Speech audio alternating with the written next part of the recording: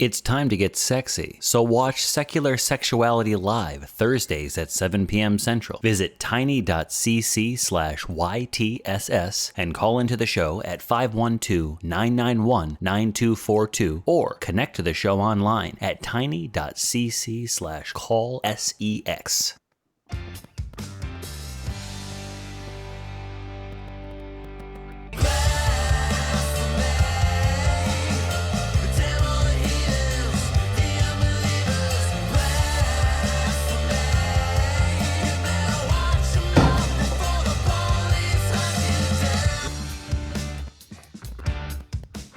Hello, and welcome back to another episode of the Nonprofits, the show where we discuss news and topics of the day from a skeptical humanist perspective. My name is Kelley Laughlin, and today's topics are going to be a little hangout on the corner of state and religion. And joining us today is on the far side, my friend, at least I hope he is, the amazing Scott Dickie. How you doing, Scott? Hi, Kelley. Yeah, definitely. We're definitely friends. And this is my first show with Phoebe and BB, so I'm looking forward to a great show tonight. Awesome. And speaking of Phoebe, probably the most energetic person at the ACA, the effervescent Phoebe Snow. Phoebe Rose, how you doing? Phoebe Snow? Look, I know, right? I admit winter is coming. Like I admit winter. You may live in the Upper Peninsula, and winter is coming. But you know, it has snows in your brain now, so we'll just leave you there. Okay. And right next to me, our special host here today, and I'm really glad to see you, Blatant Blatheists. So hi, BB. Really good to work with you for the first time. I'm really happy you're here. Yeah, nice to be here, man. Thanks for the invite. Yeah, thanks a lot for being here. This show is a product of the Atheist Community of Austin, a 501c3 nonprofit organization dedicated to promoting atheism, critical thinking, secular humanism, and a separation of religion and government. Well, we got some really good stories today to talk about. We're going to talk about in Atheists, the voters just don't trust. Seculars are gaining political ground. Mike Pence doesn't believe we have freedom from religion. And the new UK Prime Minister is not only the first non-Christian Prime Minister, but also the richest in history. As with all of our shows, links to today's topics and the news we discuss are available in the description below. And a reminder that if you want to come into the show totally prepared, you can check out the Nonprofits Facebook fan page every Friday night for a list of the articles ahead of time. So, BB, you're gonna take us out on the first article here. So what have you got for us? So as you were saying, in Atheists, they don't trust. So the midterms will see a number of non-religious candidates. Exciting. But why is it so hard for atheists to get voted into Congress or even just hold political office, especially in the States? So we're going to be getting this from The Conversations by Phil Zuckerberg. It was posted October 24th, 2022, this year. Yay. So it's recent. Yay. So we're going to be getting some of us in office, possibly. So what do we think, guys? Well, it's sky gods and woo. This is where we are. It doesn't seem to matter. Cost of living crises, wars at home and abroad. You know, it doesn't matter. It's sky gods and woo. And if you don't have sky gods or woo, you're not getting elected. As simple as that. Unfortunately, yeah, that seems to be the case. So, I mean, like as a Black atheist, I can really like look at it from just that lens of within my own community, we are not seen as like people that have values and morals. If you're a Black person and you don't have God, you can be a Muslim, but you know. That's a sad reflection on our society too, really. I was really surprised that we had such a low representation currently in Congress. 26% of the population currently considers themselves unaffiliated with a religion. So we should have a low minimum of 25% of representatives and senators that support the same views. And instead we have 0.5% of the seats in Congress. I think that we're grossly misrepresented. Scott, what do you think? Well, I mean, this article that we read was all based on, I mean, a lot of it was based around this survey where they were showing that atheists were at the bottom of the barrel. You know, we were just one step above socialists. Ooh, and you know, only 60% of Americans would vote for an otherwise qualified candidate that's an atheist. And it was interesting. I wanted to look a little deeper into this survey, so I kind of I clicked a few links, and there's a couple things that I found here. First of all, so that there was a more expanded version of the survey that they that I found, and first, there's a definite trend though in the positive direction. You know, they have data for the same survey question. Would you support a president if they were X? You know, and so their data was going back to 1959, and way back then, the number for atheists was at 18%, and so that was, you know, it's ridiculously low now, but I mean, come on, we're better than 18%. But by 1988, we were up to 44%, and so now we're kind of hovering around the 60%. So there's definitely progress being made, and so that's a good thing. While we can feel bad and feel like we're underrepresented, which of course we are, things are getting better and things are on the positive in the positive direction. Kelley, what are your thoughts on that?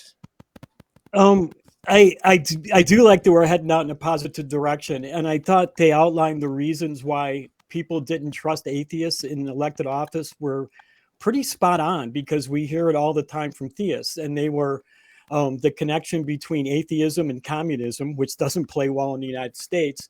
And the other is this idea that if you're an atheist, you have no morals, right? And that's something that we really need to change on a social level, not a political one. We need to be out there and show people that we're just like them, that we're normal people too. And I think it's really important to put that idea out there, that we are just regular people. And I know a lot of atheists that prefer like the angry confrontational approach, but I don't think we're winning any hearts and minds that way. So I really would like to see in the future a little bit more ambassadorial work, right, with other believers. What do you think of that idea, BB? Was that BB or Phoebe? I said Oh, BB. Okay. I thought you said Phoebe.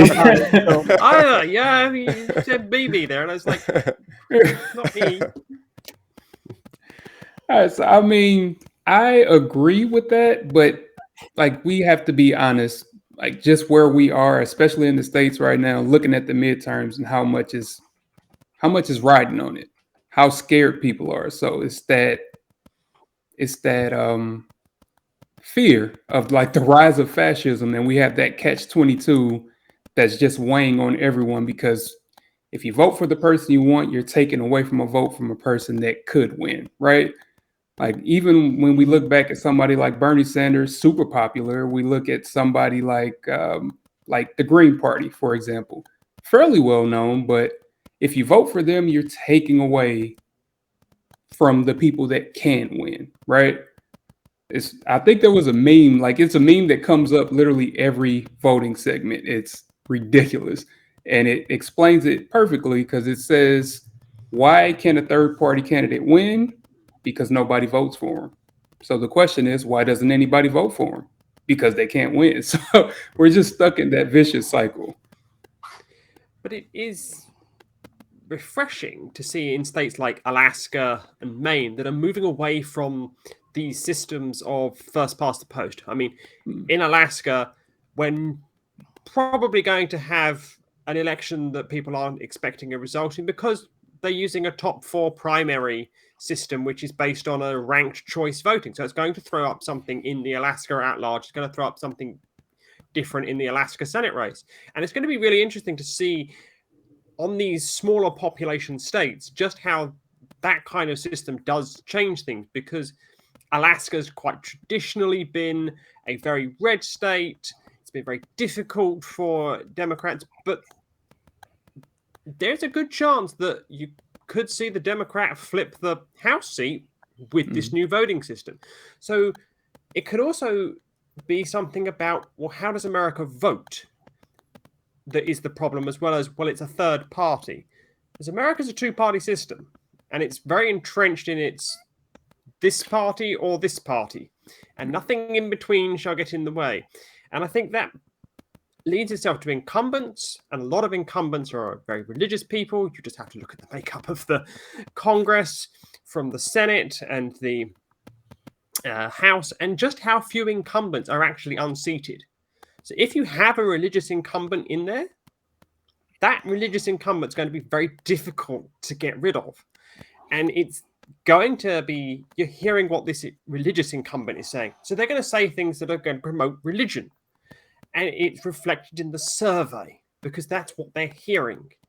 And I just wanted to know what maybe Scott had to say on this. Yeah, I was. I mean, the survey results were really fascinating, and I know they like to boil it down to just this one number, the 60% number for this article. But I looked a little, like I said, I was looking a little deeper, and another thing that I found was that there was differences in the distribution when it comes to different party affiliations, and of course that's no surprise. People that are in, that vote along different party lines, generally there are some differences there, sometimes greater differences and sometimes not so great. But for some of the categories, the level of trust is fairly uniform across the party lines. For example, when it comes to looking at Black or Catholic or Hispanic or female or Jewish candidates, there's pretty uniform acceptance across all the parties. They were all kind of the same. In this case, that they were all in the 90s area. And even when it comes to accepting candidates below the age of 40, for example, or above the age of 70, the acceptance was a little bit lower, but it was still kind of the same across the other parties. But for some of the groups, there was a distinct difference between like Republican responses and Democrats. For example, for evangelical Christians, their acceptance was at 92% among Republicans, and it was in the 70s for independents and Democrats.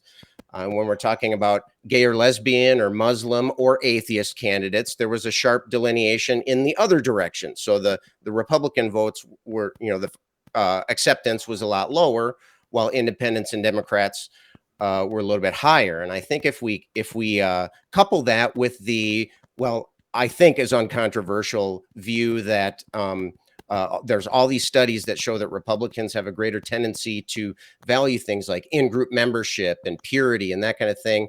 It points to an attack on an identity. And and we're not a Christian nation, but we have for a very long time been a nation largely of Christians. And as that identity becomes threatened, it's going to cause the collective puckering of sphincters all across the land. And so if we look at those groups that showed the biggest differences, they were attacks on identity. Gay and lesbian, atheist, Muslim, those are all attacks on that Christian identity. But if we look at the other groups, age, gender, race are generally not threatening to a Christian identity. And so if we look at it from that perspective, it might, I don't know, maybe I'm drawing spurious conclusions here, but it sure looked like a pretty strong vote in that direction. Kelley, what's your take on that?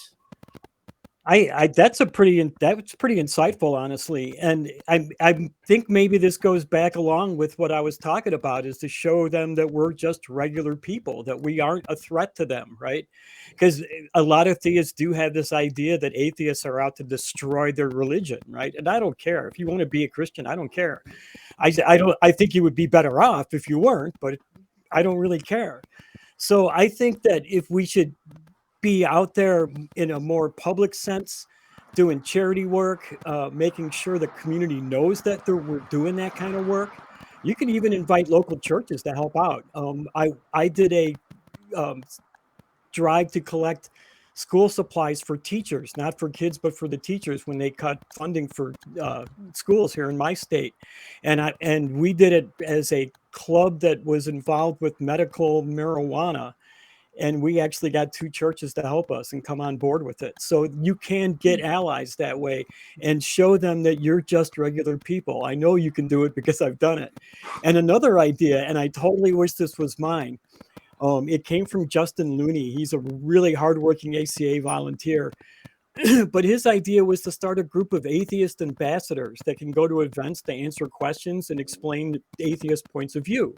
You can set it up so it's also sort of like a human resource center where you can hire an atheist for free to come out and do a presentation and answer questions to a direct group of people. I think that's a great idea. And if I had time, I would love to get something like that started, but I don't have it. If you do start something like that, please contact me, because I would love to be an atheist ambassador myself. So I think that's a really good idea, though. I would like to see somebody do that. Anybody else want to chip in? I think what we have here is that America has become run by pollsters in a certain way, and they're trying to find the Goldilocks candidate that's inoffensive to most, loved by some, and hated by even fewer than accept them. And I don't think we're ever going to get this so-called Goldilocks candidate, because, I'm an atheist, Jewish, trans immigrant, and I'll never get elected because I'm never going to be this Goldilocks candidate. But it's only as good as what's actually being fed to the American psyche through what's actually out there. And the more we do things like this on the non-profits and on other ACA shows, and the more that you're going out there and doing what Kelley's doing with actually being somebody on the ground, you're going to start to change those minds little by little by little by little. And maybe eventually one day this Jewish, trans, bisexual immigrant will be the Goldilocks candidate and I'll get elected somewhere. But as it stands, we've got a lot of work to do. But, we've got to start somewhere. And it's this demonization that makes, unfortunately, people of a minority, such as myself, as a trans woman, as a Jewish woman, and unfortunately, people like Jerome, they are demonized because they don't fit what you should fit. You don't fit the norm. And what Jerome was saying earlier, being a black atheist means that you're marginalized by your own community. Like myself, being an atheist Jew, I'm marginalized by my own community because people think that I should be some kosher adherent, taking Saturdays off person. But I don't do that. I don't go to synagogue. I don't follow the religious holidays, but I still identify as a Jewish person because it's my ethnicity. And it's when people start to assume that because you're of a certain ethnicity, that you're also of a certain religious persuasion. That's the issues that we start to have. We need to start breaking these down. That because you are of a certain ethnicity, you're not going to be of a certain religion. And I've talked about Jerome, so let's hear from Jerome. I could not have said it better, because that's like a lot of people don't really get that experience. It's being an outcast amongst outcasts, being outcasted by the already marginalized. It's a weird thing to have to deal with. So, like, getting back to what we were talking about, imagine trying to get Black people to vote for you, let alone the entirety of a country, but just your section of people when you're already been ousted by them. So being an atheist and trying to get into office, it's not an uphill battle. It's a trek over the Himalayas at this point. So, but yeah, Kelley, what you were saying, definitely something that we need to be getting more into, because I feel like it's the squeaky wheel that's been getting all the attention. People don't really know what being an atheist is. They just know what they see. It's different for us because a lot of us actually come from religious backgrounds, so we can understand where a Christian is coming from when they say, these are my concerns. But for an atheist saying, hey, this is what I'm worried about, a Christian is looking at that saying, where are your morals coming from? Why should I even listen to you? You know what I mean? So yeah. Mm-hmm. And we've all heard that too, that, I think we've all had that question asked of us. If you don't believe in God, where do your morals come from? Right? We've all heard it. So it's just this common misconception that everybody has about us, that we don't have any morals. And we really, really need to change that ideal. It's the wrong paradigm and it needs to shift. So.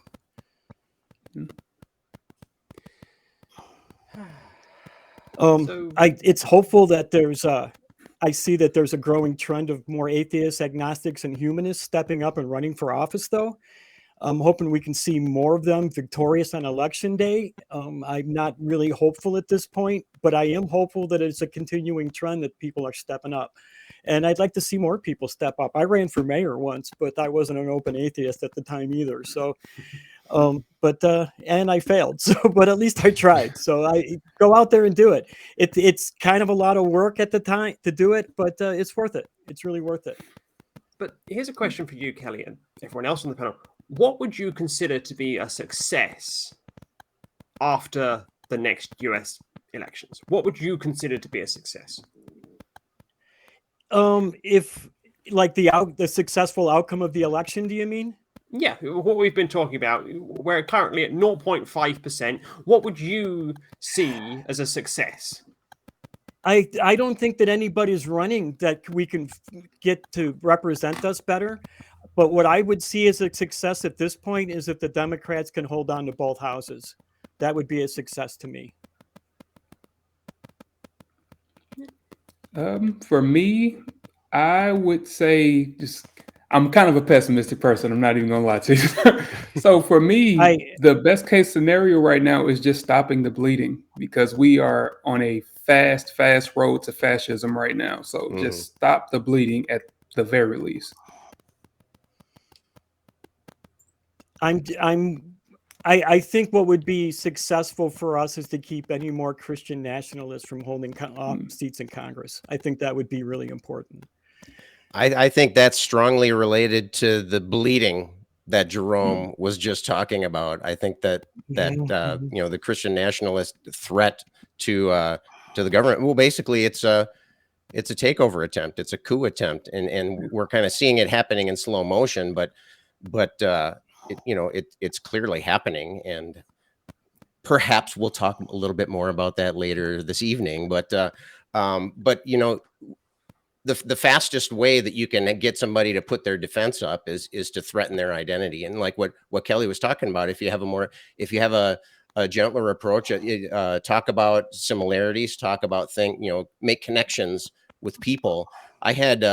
Personally, I had the good fortune of being able to speak at a church, and it was a topic on science, and my uncle happened to be a member of the church, and so they invited me over, and it was one of the most interesting experiences that I've ever had, and they were very kind to me, and they were interested in learning about me. So I think there's a desire in there, and I think that there is. I think your rank and file Americans, I think, are interested in getting along with each other. We're getting along with understanding each other, are interested in knowing who these other people are. We see much of what we see in the news are the extremists, they're the news getters, right? They're the people that can draw clicks and push that ad revenue and that kind of thing. And so, the gentle and the open approach doesn't always get a lot of press time, and so that can make it frustrating. That can make it frustrating for those of us that are trying to bridge those gaps and trying to make connections, trying to make open the lines of communication with others. And one of the problems is that these reactions to these outgroup attacks and these threats to our identity is that we're talking about evolution here. We're talking about hundreds of thousands and millions of years of evolved responses, evolved distrust of others. And so those biological drives and imperatives can be, even when they're irrational and not based on reality, they're based off of what worked in the past, and that's fine, but that was the past. We need to have a new paradigm for today. We need to have a new way of approaching things for today. Right. And as long as we have those, that lizard brain, that fight or flight mechanism, it can be frustrating, but I think that there is room for hope. I think if, to tie it back to the survey that we were looking at here, we do see things expanding. And I think that's because it's not because people are overcoming their fear of threats to their group, but they're enlarging their group. They're realizing that, oh yeah, you're part of my group too. And it's exactly, Kelley, what you were talking about there about if people know you, then it's easier for them to take you in as part of their group. And it's a slow, painful process, but I think the wheels are turning. And Jerome, I'm with you. It's hard to be optimistic. It's hard to be optimistic. And so when we can see tiny little cracks of light coming through the floorboards, you got to grab onto that, right? And we got to go with that, and we got to make do. We got to make it work. And so yes, I prefer cautious optimism, or even guarded optimism. And with that. And with that, we're going to move on. And I want to thank all of our veteran and new viewers for getting us over 11K subscribers. So if you're watching us now and you haven't subscribed yet, what the hell are you waiting for? Get on that. And once you have subscribed, like and ring that bell so you always know when a new Nonprofits episode premieres. It's every Sunday at 3 p.m. Central, but you knew that, right? Right? Then you can share the link to our channel with your friends, your family members, co-workers, everyone you know, even that neighbor guy you don't like, the one down the block with all the weird political signs in the front yard, that guy. Share them with everyone, anyone and everyone. Let's get the word out there so we can start helping with those fundraisers. And were you aware that the Atheist Community of Austin has another YouTube channel? Did you? If you weren't, you really should be. Check out the Atheist Experience Network, a channel where you can find all the ACA shows in podcast form. Subscribe at tiny.cc/AEN podcast to listen to episodes of The Nonprofits, Atheist Experience, Secular Sexuality, and all of the other ACA shows, so you don't miss a single episode. And with that, our last story is going to really segue really well into our second story here. And I believe Scott's going to lead us into that. So take it away, Scott. Yeah. This is it's almost like a mirror image of the previous article that we read, although from a different perspective, which I think is very refreshing. This is an article called "Americans Who Aren't Sure About God Are a Fast-Growing Force in Politics, and They're Typically Even More Politically Active Than White Evangelicals." That was not the article, that was the title. And so this was on theconversation.com a couple days ago on October 27th, and it was authored by Dr. Ryan Burge. And I just want to throw a quick note in here. At the top of the article, Dr. Burge gave a disclaimer. Apparently he's involved. He's the director of research of Faith Counts, which is a nonprofit, nonpartisan advocacy group. And he also gave a presentation to the Congressional Free Thought Caucus this past summer. So I'm looking forward to seeing some of his work, and I want to give him a kudos for showing your biases at the beginning of your article. But the content of the article, it really was about two things, and there were things that you could figure out from the title there. The first one was that non-believers are becoming more and more of the voting population. And that the second point, though, was that it's they're engaged at a higher rate than some other groups that might be surprising. And so, well, we can go into some of the details here if we like, or does anybody want to have anything to say before we start getting down and dirty here? Well, it was inevitable. It was going to happen.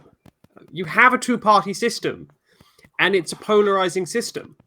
So you were going to have subgroups in that system polarize themselves, and you're going to have one group with their nice polarized section, and you're going to have the other group with their nice polarized section that are going to be really fired up and really engaged.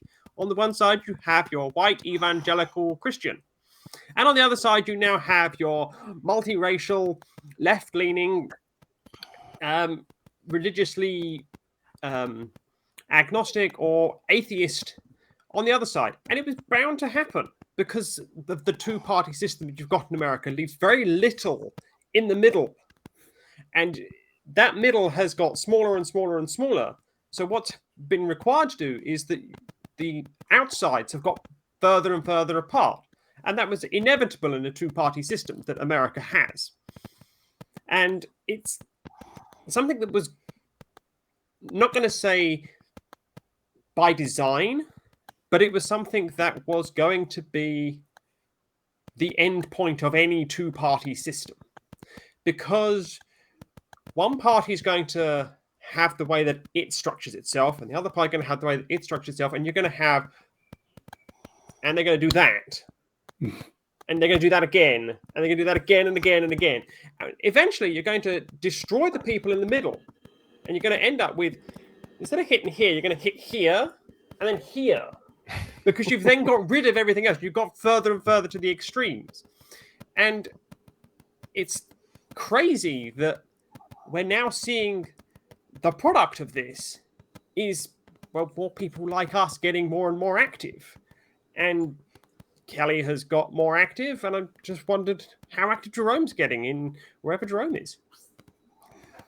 I'm currently in Hawaii, so not very active, but definitely paying more attention, which is something that I do take some solace in. Like, that's one of those glass half empty type of things, because with everything that's been happening, it's hard for the people that have been asleep most of this time to stay that way.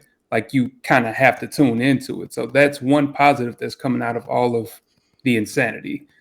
But I mean, I think us as atheists being more engaged, like you said, Phoebe, it's inevitable, because historically you look at people who are the most marginalized, the people who are, I guess, affected the most negatively by societal norms.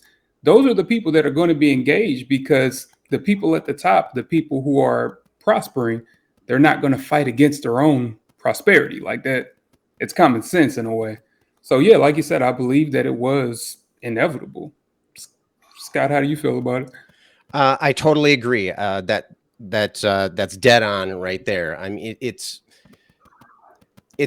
yeah. I mean, it's the people that are unhappy with the way things are. They're the ones who are going to be saying, "Hey, wait a minute, I'm not happy with the way things are." You know, the people that want to just keep going down the road that we're going.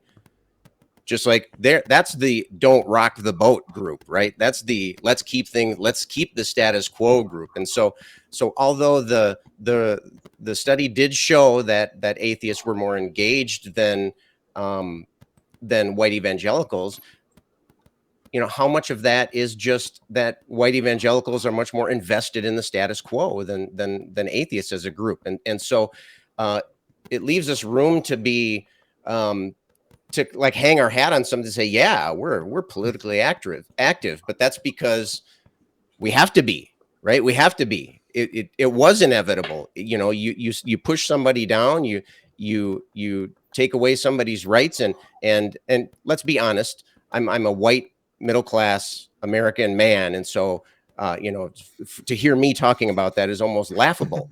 But I am an atheist, and so I can see things that that need to be said, is reflecting on myself, in addition to you know, people in my community, and so it's not unexpected at all. And but I do think that there is, while I think neither of the results from this study were surprising, yeah, you're going to expect atheists to side more with Democrats. I think the numbers were that since 2008, when they started taking the survey, the percentage of Republicans that were atheists has stayed pretty steady at about 3 or 4% all the way across. And then for Democrats, though, it was at 12% in 2008 and 20% now in or 2021, I guess was the last year. And so we're seeing a big change. It's that two-party system that you were talking about, Phoebe. It's the atheist has to go somewhere. It's not like it's just another thing that we can use to delineate ourselves, that we can say, this is my party, this is not my party, this is your party, you go over there, I'm over here. And so it's I have mixed emotions when I read things like this. However, at the very least, it's raising awareness. It's bringing things out so that people can listen to them, learn about it, can talk about it with people that they find interesting and have interesting perspectives. And you know, there is room for hope there. Kelley, tell me about your hope here. Well, you know what? I was actually really heartened to see that per capita as a group, we are more politically active than Christian evangelicals. That is really hopeful. Now we just have to work on getting the same numbers in the population as they have, right? They're running about 10% higher in population at present than the nuns, and that's a lot of people. It doesn't sound like much, only 10%, but that's hundreds of millions. That's 100 million or more people. And that isn't even counting all the other Christians. That's just counting the Christian evangelicals, right? So we've got a lot of work to do to spread the ideas of atheism, agnosticism, humanism, atheism, before we're as large a force in American politics today as the evangelicals are. However, those of us who are old enough to remember the days of Reagan and when the moral majority started under Ralph Reed, it looked a lot, that movement in its beginning looked a lot like our movement today. And I think that's where we could be headed to that same amount of power in the future. And I think we could do it a lot quicker than the evangelicals did. So it took them 40 years to take over the Supreme Court. I think we can. I mean, the Supreme Court's a little bit harder because we're not going to take that over quickly because we're relying on people's being there forever. But I think we can change the face of politics in the next 20 years if we really work hard at it. And it's just taking the time and doing it. It's work, and you have to do the work. But if you can spread it out, I mean, if you do 2 hours of work a week and work with an organization of 19 other people who also do 2 hours of work a week, that's 40 hours. That's one full-time job. And all you did was 2 hours of work. That's not so bad. You know, so that's what we need to do, is get up and start making things happen. So, Phoebe, do you have more? I know you have more to say on the subject. Go ahead. I think what we're seeing here is the end of the default that was 1950s America. 1950s America, especially me looking in as an outsider, we're a very religious country. And you're seeing a backlash against that by the polarization.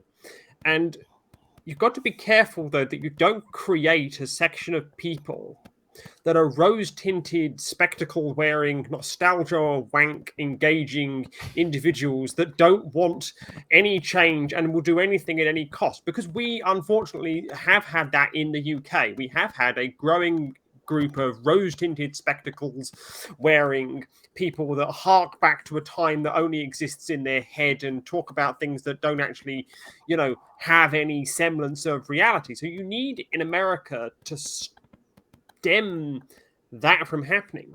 But it's not going to be easy, because you will have those people that exist. Because, I mean, America elected a non-white president, yet the Klan still exist. It didn't get rid of the Klan. They still exist, but they are a marginalized group.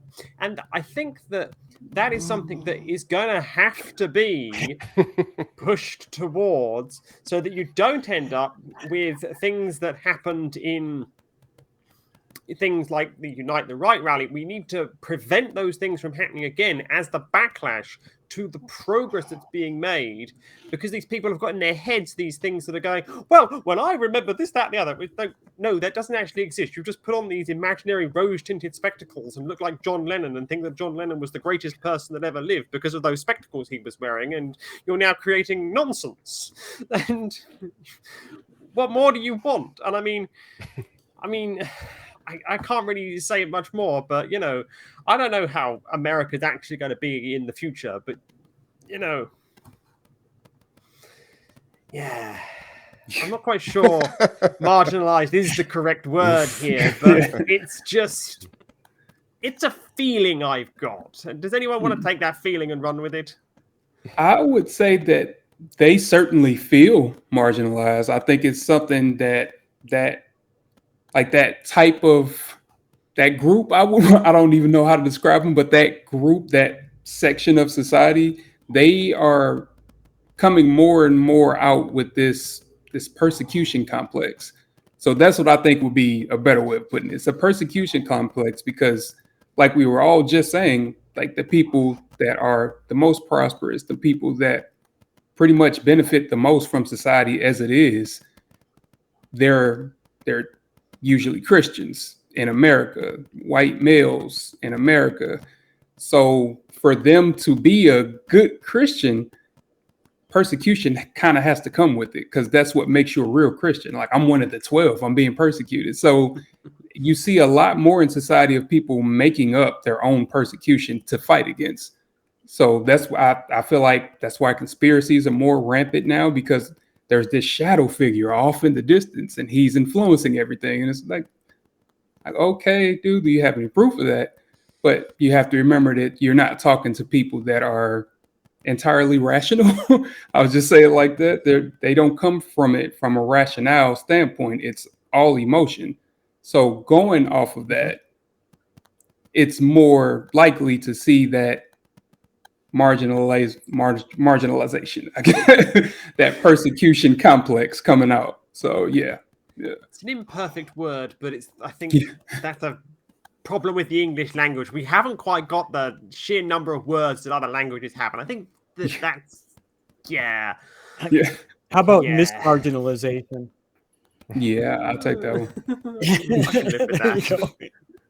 But you know, after reading all this, it got me thinking about what about the conservative atheists? You know, we know they exist. We know they're out there. You know, I want to hear what they have to say. I mean, yes, it's great that the atheist voice is gaining more attention, but it's gaining more on one side than on the other. And so it's becoming one of those sticking points. It's becoming a partisan issue. And so as long as the gains that we make are tied to party affiliation, it's just going to fan those flames. And so, you know, that's what my question is, you know, how do we make atheism into a non-partisan issue, at least politically?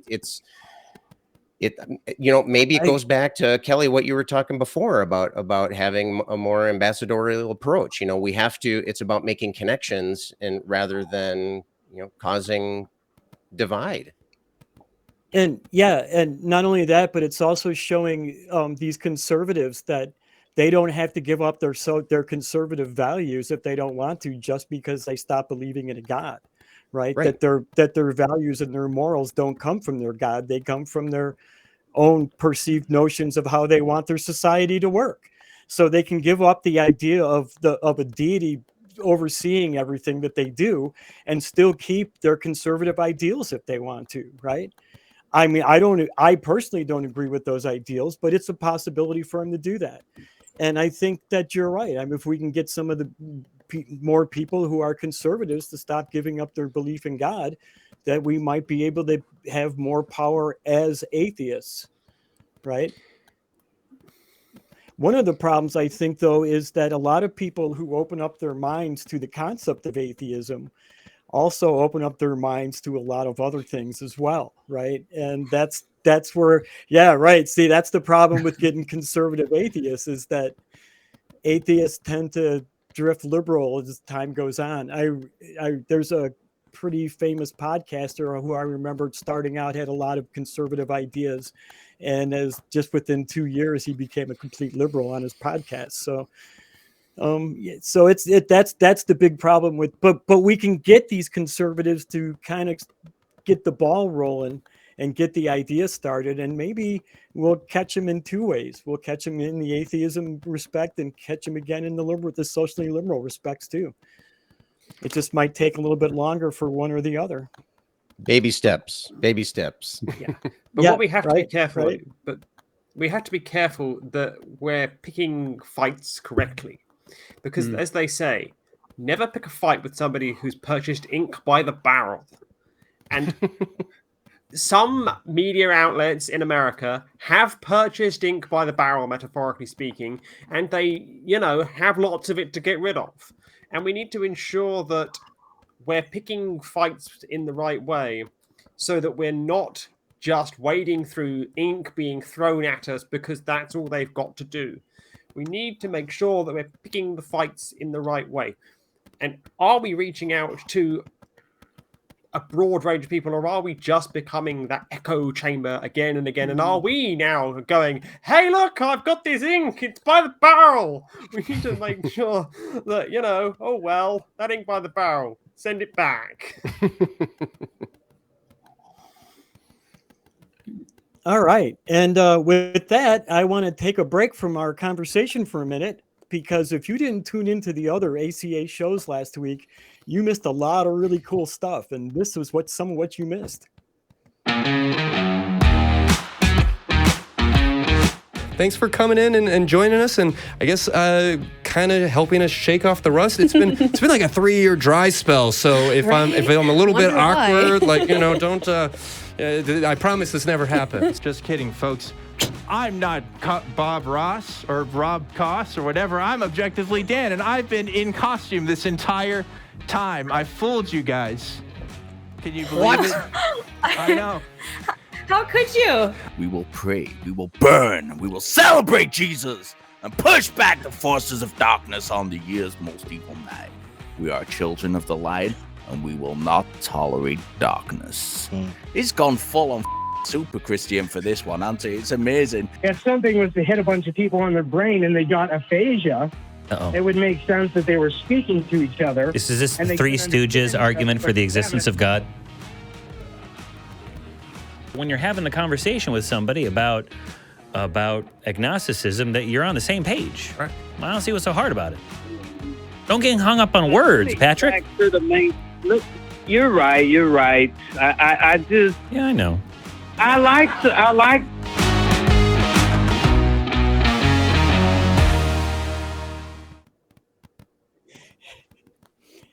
If you can arrange to be in the Austin area on November 20th, consider joining us in the studio audience at the ACA Free Thought Library for live broadcast of Talk Heathen with Objectively Dan and Forrest Falkai, and then the Atheist Experience hosted by Forrest and Christy Powell. Doors will be open at noon on Sunday, and parking is wherever you can find a legal spot after the lot is full, so get there early.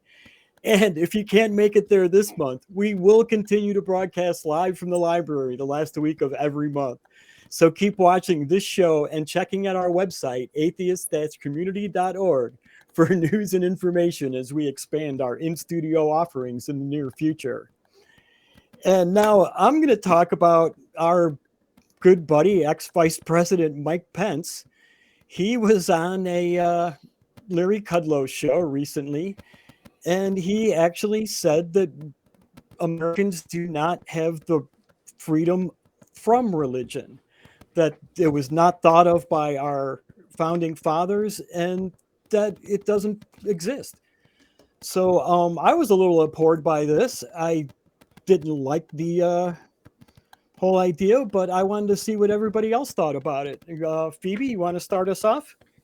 Well, I've got my first gripe here with Indiana Man is that he is claiming that he's either a reincarnation of one of the individuals from the 1770s, or he has been, going through his Ouija board and speaking to these individuals because he's claiming that he knows what's inside here, what they're actually thinking, when he has absolutely no idea what they're actually thinking. He's saying, well, they were thinking that. You've got no bloody idea, mate, what they were actually thinking. You just think yourself. And look, I did it as well, because we've been trained to use this language, but I shouldn't be saying that because I don't know what Indiana Man is actually thinking, but he is claiming to be able to know what's inside their head. So unless he's actually, claiming to be a reincarnation or has actually spoken to them, he doesn't actually have a clue.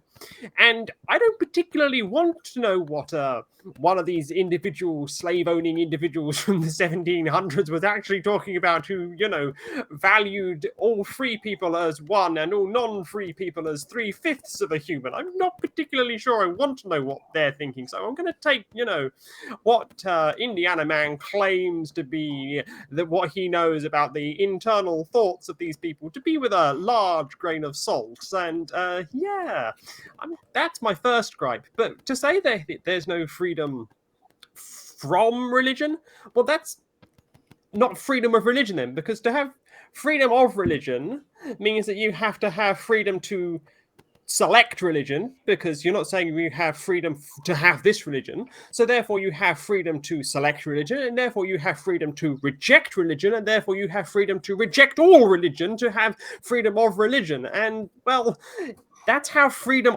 of religion works. It's not freedom from religion. And that really gets my goat, because he's just saying what he thinks his audience wants to hear. And that's really ridiculous. because he's not saying anything of any consequence whatsoever. He's just doing the classic pandering. And I'm running out of breath. So Jerome, jump in. Gladly. First, I just want to commend Mike Pence on being outside after January 6th, because wow, I would be in hiding, but I will commend him on that and that alone.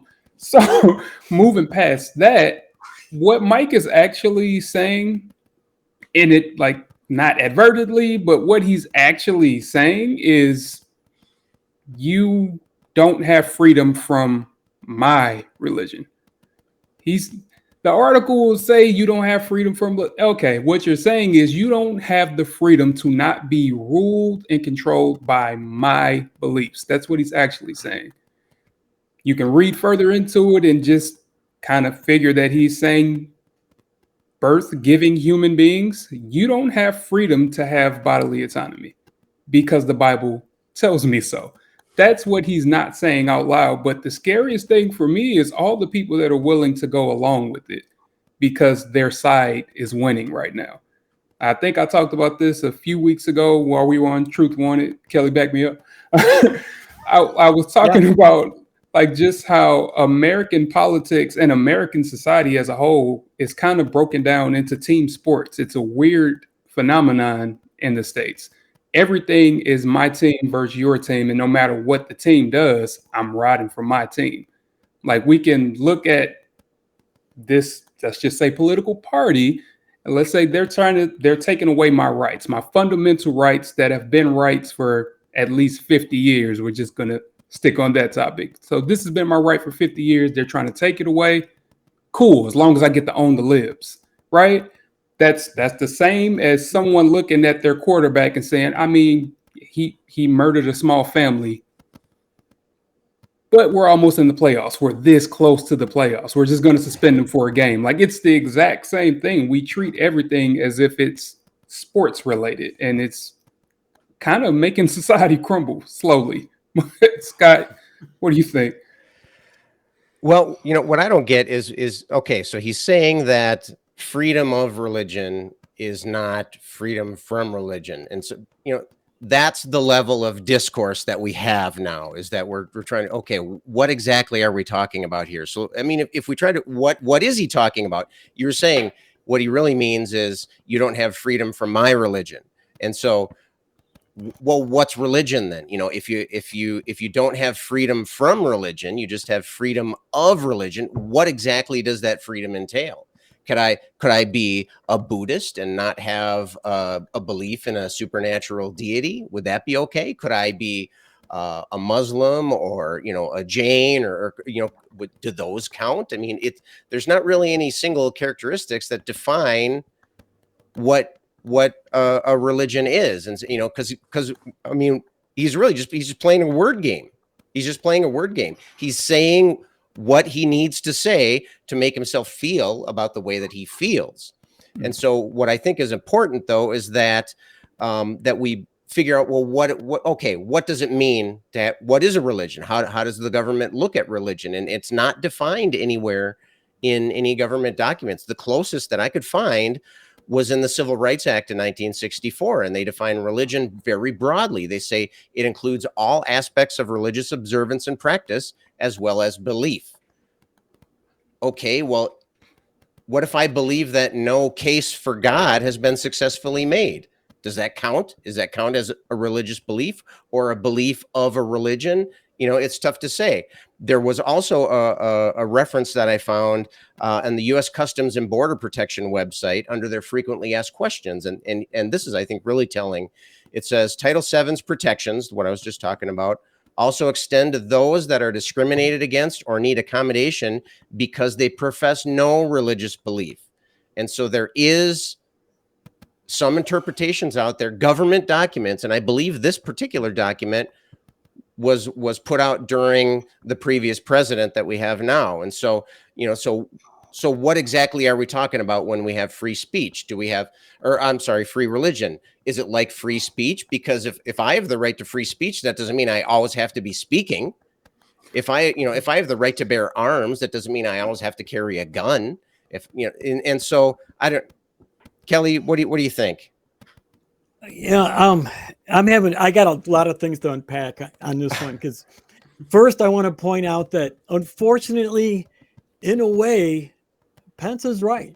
I mean, while the U.S. Constitution does guarantee the government shall not impose a state-endorsed religion, it makes no mention about stopping any church from doing the same thing. And it makes no mention about freedom from all religions. Now, is this a really, really, really bad interpretation of the Constitution? Yes, I would totally say it was.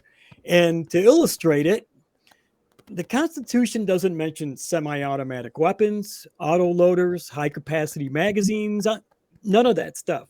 So all of that stuff shouldn't be allowed either, using Pence's argument, right? You see the problem with this whole argument?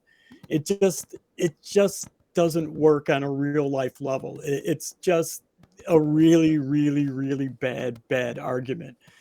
Phoebe, I know you have a lot more to say on this subject. Go ahead, because I'm gonna lose my shit if I don't pass it on. There's one question I'd like to ask Indiana Man is, does he believe that atheism is a religion? Because if he says no, then he doesn't believe in the freedom of religion in the first place.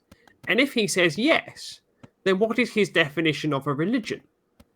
Because he's caught himself up in this very odd and bizarre situation. Because he's come round to say, you don't have freedom from religion. Well, that's right, I don't have freedom from religion. But I still have the right to tell you to fuck off if you're trying to impose it on me, and fuck off if you're trying to impose it on my children, and fuck off if you're trying to impose it on my fiancé. I still have that right.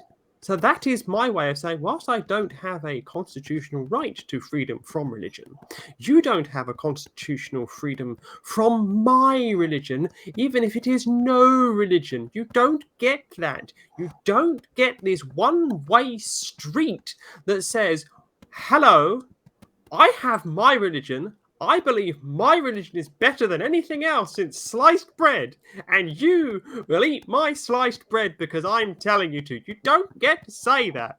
This is not what it is. This is not how it works. I have every right, and Mike Pence has every right to tell me, when I tell him that this is my religion, he can say, fuck off to me, and I can say it to him. So, Scott, before I say fuck off once more, take over, please. I don't know. Give me one more. Give me one more fuck off. Fuck off. All right, exactly. I don't think he even cares. And I don't know Mike Pence. I've never met the man. I've seen him talk. I've seen him say things that he believes in. I'm just not convinced that he's really concerned about the word of law. Yeah, he's wielding it. He's wielding it like a sword, right? But I don't think he's all that concerned about it, because it's the word of man's law, right? And of course, by man's law, I mean laws written by human beings. Well, of course, other than the ones from the Bronze Age Middle East, right? Those are God's laws, right? And so, I don't know. But he did say, and I agree with him on this, that we now have a Supreme Court that's going to favor his position. And so, I don't know. We'll see in the name of religious freedom if he's going to force that perspective on us. Time will tell. Time will tell. Kelley, finish us up here. One of the things that he said in this interview was that his movement was the freedom movement, implying that if you want freedom, you have to vote religious. And I couldn't help but think how opposite this actually was. I mean, this is not a freedom movement. It's a movement to reduce freedoms for anyone that doesn't fit their norms. It doesn't stand for freedom at all, but for religious persecution of the people who aren't of the same religion, right? And it's really troubling to me. I have a few more thoughts, but before I wrap up, I want to give Jerome a chance to respond before we change subject. So go ahead. I would just say, like, what I want most people, or everybody really, to take away is something that Scott said. Like, you don't know this guy, you never met him. I want everybody to remember that we have access to these people's voting records. We have access to what they've done in the past. Follow the evidence is what I'm trying to say.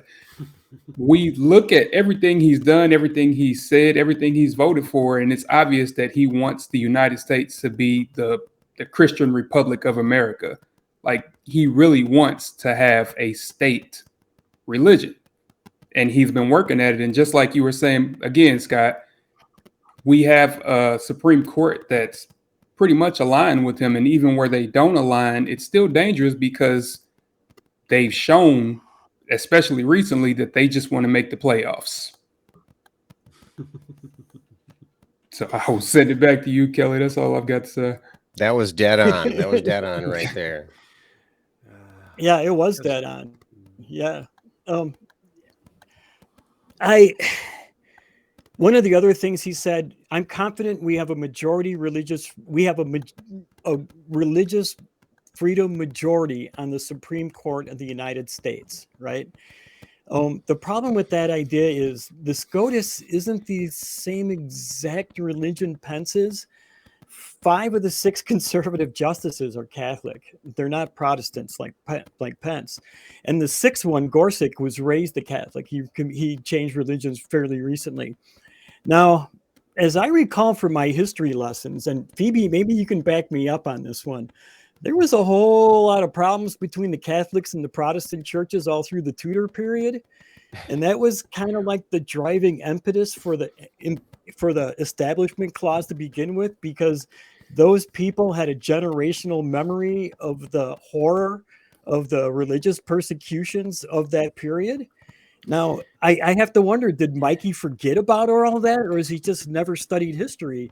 And does he really think that his side is the winning side in the Supreme Court? Because I don't think it is.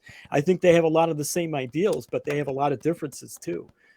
So, Phoebe, what do you think? Do you have anything else to say on this? Well, you raise an interesting point, because Mike Pence doesn't realize that what he's saying led to the Civil War. Not in your country, but in my country. The First, Second, and Third English Civil Wars were about the freedom of religion from the king, who believed that he had the divine right to rule over, because he was an imposed person to rule over others, because he was placed there by God, and he was there, and God said, I have the divine right of kings to rule over the lot of you, and you can all go away, and you can all go and do whatever you like, and oh wait, I've now got rid of Parliament, so I have got rid of you all, so I'm just going to rule the way I like. It didn't really work too well, because it led to a First, a Second, and a Third English Civil War, and then we decided that an axe was a good thing to get rid of his head with. And, didn't really end very well. And then I've got some friends that live just across a small body of water. It's called the Irish Sea. And there's these things called, the Troubles. Like, we really need to, make sure that America doesn't end up with, 1970s, 1980s, an internal civil war within the United Kingdom raged in the 6 counties of Northern Ireland. And it was, really not the greatest thing to have, people of the, quote, same religion, but different denominations of that religion, tearing sheets off each other and shooting each other. It really wasn't the greatest thing you could do. So, Indiana man, stop, back away, because, the history of your country is also the history of my country. So, just look a little bit further to before your country, became an independent entity, and go, do I really want to, be emulating, the slicing the head off the head of the state because he was, trying to impose religion on everybody? I don't think that's what he wants. But there you go. I don't think that. That would be real persecution right there if that happened. Absolutely. Absolutely. Yeah, I think a lot of these people don't realize why the Establishment Clause is there, right? They just forgot about all that stuff, because let's face it, Americans don't study history. We're just basically stupid as far as that kind of stuff goes. I do want to finish this segment up and say if you can join, that you can become a member of this channel for as little as 99 cents a month. That's right, it's just 99 cents. What the fuck, it's only $1. Click the join button below the video, and this will give you access to special chat emojis, and your color will change, and the color in your name changes. It's really cool.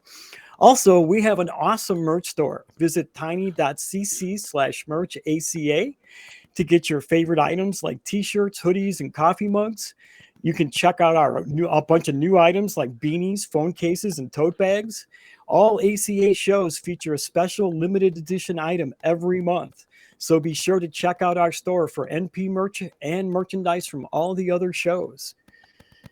And with that, I want to fly across the pond, and we're going to let Phoebe lead us into the last segment as we talk about the new Prime Minister of Canada. So take it away. So yes, thank you for, clearing customs and coming through immigration control. You have now entered a country with a Hindu prime minister in this Christian nation that is the United Kingdom, with this established Anglican church. So we're now going to be going through the Live Mint article that was written on the 25th of October by Sunak. I'm going to get this surname wrong. I do apologize for that. Mukhopadhyay. And if you're going to complain about me, please complain away in the chat, because I got that completely wrong. But we do have a new Prime Minister of the UK who was coronated by the parliamentary party that he is a member of. And he is the first Hindu Prime Minister and the first ethnic minority prime minister, and by that I mean non-white prime minister of the United Kingdom. He comes from an Indian heritage, and he's the 222nd richest man in England, which makes him twice as wealthy as King Charles III. So, yes, I was feeling a bit strange about this one, and I was just wondering what Scott had to say about what's happening in my country.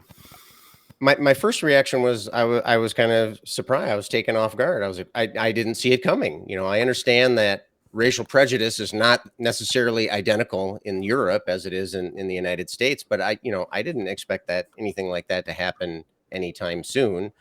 But my second reaction was cool, right? Cool. I'm a firm believer that diversity is really a massive source of strength, and you think about it in terms of evolution, right? Provides new solutions to new and old problems, and so anytime we can bring a different viewpoint into the discussion, I think that just adds to the power of that discussion.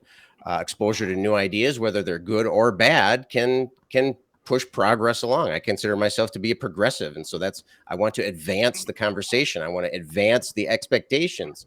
I want to advance the the level of the discourse and the level of interaction between people. But my third reaction was like, yeah, he's a religious minority, he's a racial minority, but he's also a conservative billionaire. And so when we talk about guarded optimism, that's where the guarded part comes in, and so puts a damper on that optimism. Still optimistic. It seems interesting to me. But like to quote Adam Savage, I think it was Adam Savage from the Mythbusters, he said, "My skepti sense is tingling." And so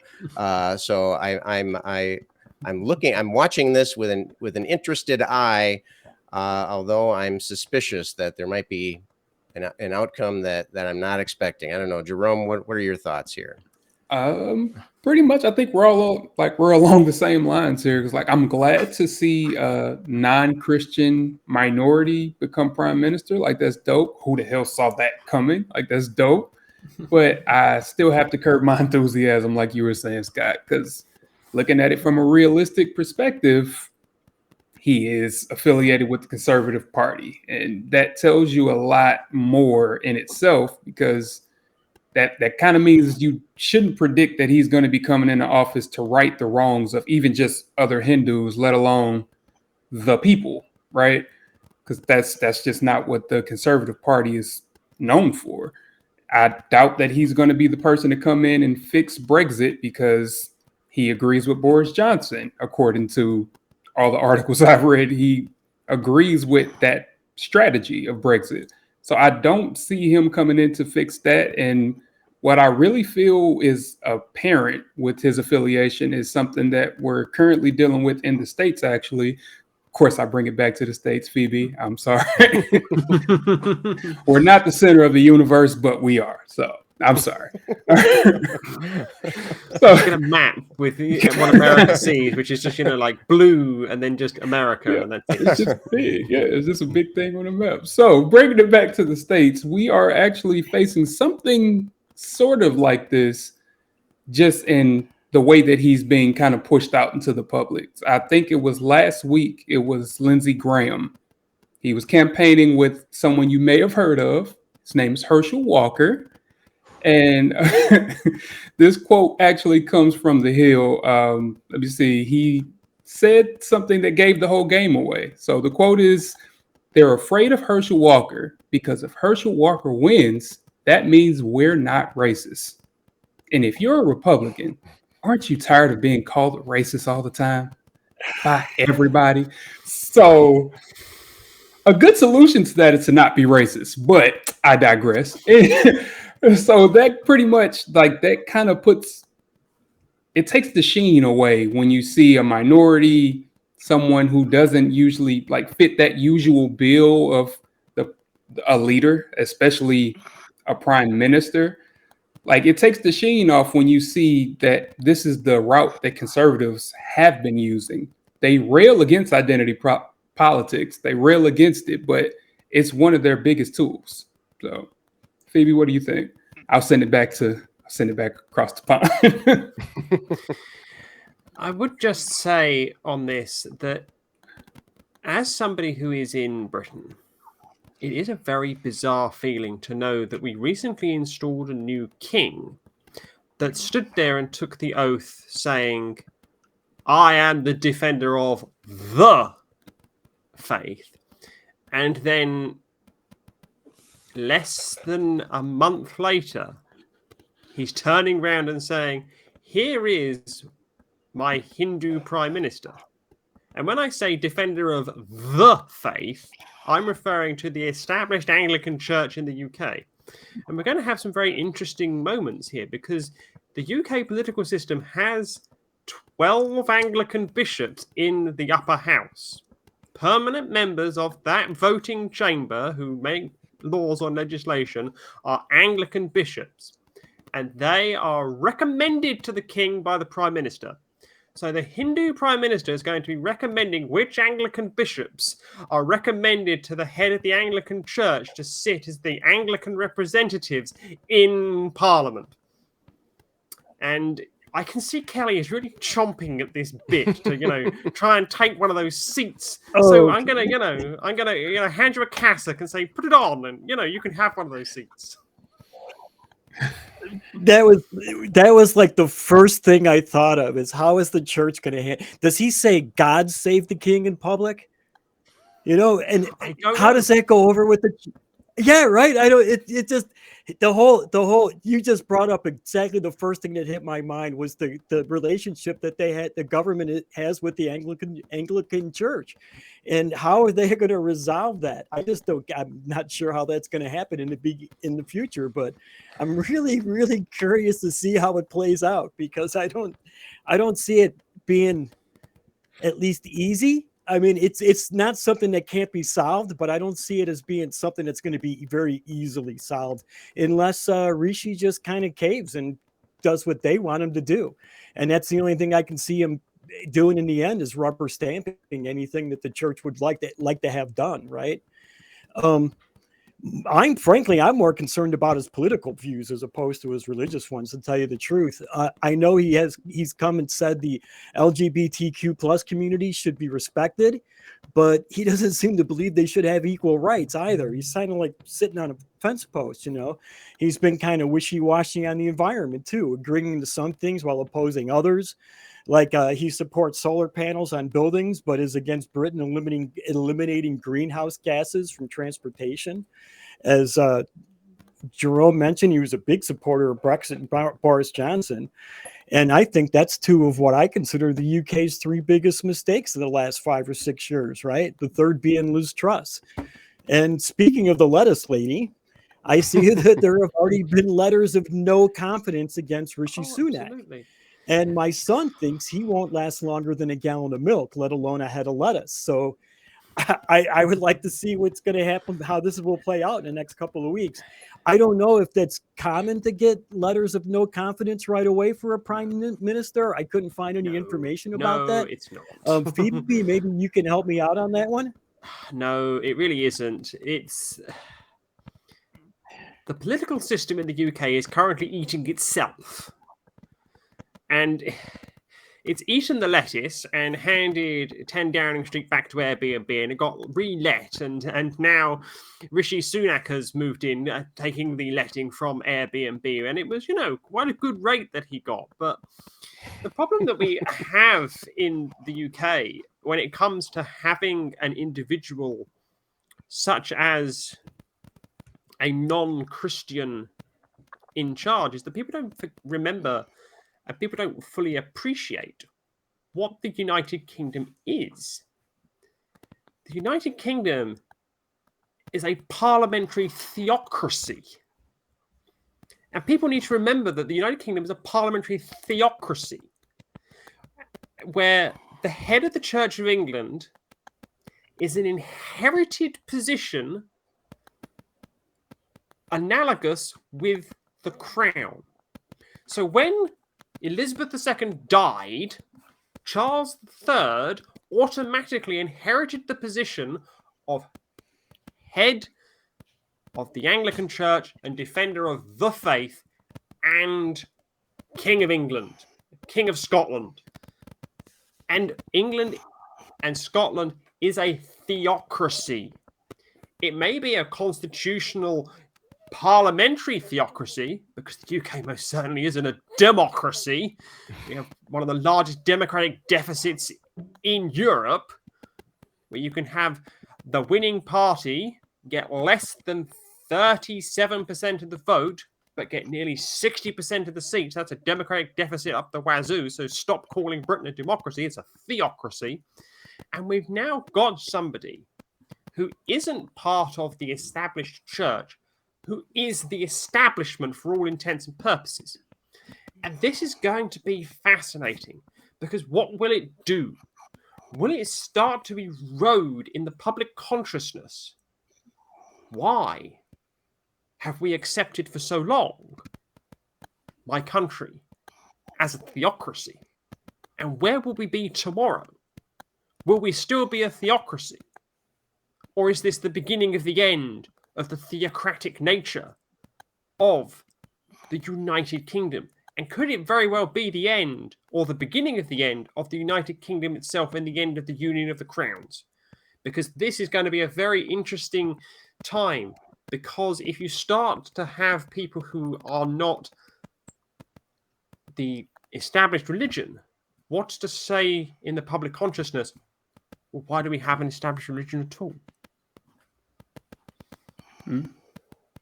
Yeah, and that's an interesting point that you bring up. I mean, at the very least, it brings that into question, right? You know, how is this person who doesn't fit the mold? They don't fit the mold of whatever role it is that he's going to be playing in the functioning of that theocracy. And so, you know, at some point you just have to say, hey, just anything that's going to shake things up, you know, has to have some good in it. Yeah. Although, you know, just like, you know, just because he's a religious and an ethnic minority, that doesn't necessarily make him an awesome person. You know, the fact that he's a conservative and a billionaire doesn't necessarily make him an asshole either. And so, you know, we do need to take it with a grain of salt. You know, the striving for diversity does have a little bite to it, does have a little kickback sometimes. Again, cautiously optimistic, guarded optimism. But we'll see. I mean, something is going to happen. That's for sure. Something interesting is going to happen. Hopefully, too many people don't get hurt. I feel like I'm watching this on TV, and I guess in many ways that I am. But it's just like, oh, that's happening over there. Interesting. What's going to happen? And so I'm really curious to see what happens with it, because we know that it'll give us an insight into how people react to things. And so anything that we can do to learn about way to interact with people and ways that we can make our society work or not work, there's something that can be learned from that. I like to tell that to all my students that, don't focus on the mistakes, focus on, okay, we made a mistake. What can we do better? What can we do? How can this make things better than it was before? I don't know. Jerome, you got any last words for us here? I will just jump in and say, like, sort of kind of piggyback off what you said, but just be cautious. I know him being this super wealthy person doesn't necessarily make him an asshole, but just look at our country as a cautionary tale. Just look at our country as a cautionary tale. We've had billionaires in charge. So, I mean, the big thing about that is just what I was saying just in the second segment. It's not a lot of people that are fighting against their own prosperity, right? So if the status quo is what made you a billionaire, probably not going to jump in the office and be like, well, you know what, this needs to stop. Like, so just be cautious. That's all I'll say. You said the magic word there, billionaire. Yeah. That's the magic word. Yep. He does seem to be pretty good at keeping one foot on either side of the fence. Unfortunately, you can really hurt yourself doing that. So it'll be interesting to see how this plays out. I mean, as Phoebe mentioned, this could be the end of the constitutional monarchy. We might see a whole new different phase of the UK happening. And in some ways, I think it's a good thing. I mean, like you said, it could be the end of the theocracy. So anybody have any last words before we leave this segment of the show? I will just say one thing that did catch my eye, and I leave you with this. The Pony Club of Great Britain said Rishi Sunak is the kind of dad who stays behind afterwards and helps put the jumps away. And I'll leave you with that. Oh my God. It's perfect. It's so perfect. That is perfect. That's great. Well, before we wrap up the show, I want to invite all of our fans to join the social media outlets. Excuse me. You can find most of the nonprofit hosts, including myself, on the atheist community of Discord by going to tiny.cc/ACD Discord, and on Facebook at tiny.cc/FBNP. If you would like to support the show, you can do so by becoming a Patreon at tiny.cc/PatreonNP. And if you're already shopping at Amazon, support the ACA by shopping at smile.amazon.com and selecting the Atheist Community of Austin as the beneficiary. Be sure to use that link to help out the ACA, because we really, really appreciate it. And most of all, we really, really, really value your feedback. Tell us what you liked and what you didn't like about the show in the comments. Or if you feel like it, please email us at nonprofits@atheist-community.org. You can also visit the Atheist Community of Austin's official website at atheist-community.org for the latest of what's been happening, and to feel free to contact us at tv@atheist-community.org. So I want to thank everyone for watching and listening today. I certainly had a really good time with the three of you. I hope we can all do it again. And we will see you again next week. Bye-bye.